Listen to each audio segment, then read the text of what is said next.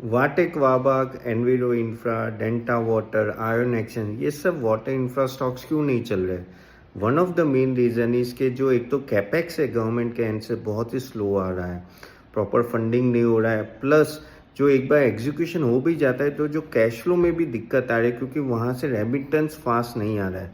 तो आप देखिए मोस्ट ऑफ ये जो भी स्टॉक है ना उनके जो अगर आप देखेंगे तो working capital cycle almost double हो गई पिछले 1 साल में, और मार्केट को ये कभी भी अच्छा नहीं लगेगा। अगर आपकी वर्किंग कैपिटल साइकिल डबल हो जाती है तो वो आपकी कैश फ्लो में दिक्कत आती है, तो at the end of the day आपको फंडिंग में इशू आएगी, आपको और कहीं ना कहीं से फंडिंग करनी पड़ेगी और इंटरेस्ट रेट कॉस्ट भी बढ़ता है, प्लस आपको प्रॉफिटेबिलिटी में डायरेक्टली इसका इम्पैक्ट आ जाता है। वो एक बड़ी चीज़ है जिस one of the main reason again जो एग्जीक्यूशन हो रहा है वो भी डिले हो रहा है, क्योंकि जैसे मैंने बोला कि अगर आपका फंडिंग प्रॉपर नहीं आता है तो एग्जीक्यूशन में भी आगे जाके इशू होता है, जो काफ़ी सारे स्टॉक्स में हो रहा है। देखो प्रॉस्पेक्ट बहुत है, लेकिन प्रॉब्लम वही है कि गवर्नमेंट के एंड से उस तरह से पुश नहीं हो रहा है जिस तरह से सब लोग सोच रहे थे। तो जब ये स्टॉक्स आए, ये स्टॉक के वैल्यूएशन काफ़ी हाई हो गए, लेकिन उस तरह से मार्जिन्स नहीं आए, उस तरह से फंडिंग नहीं आया, और ऊपर से वर्किंग कैपिटल साइकिल बढ़ रहा है।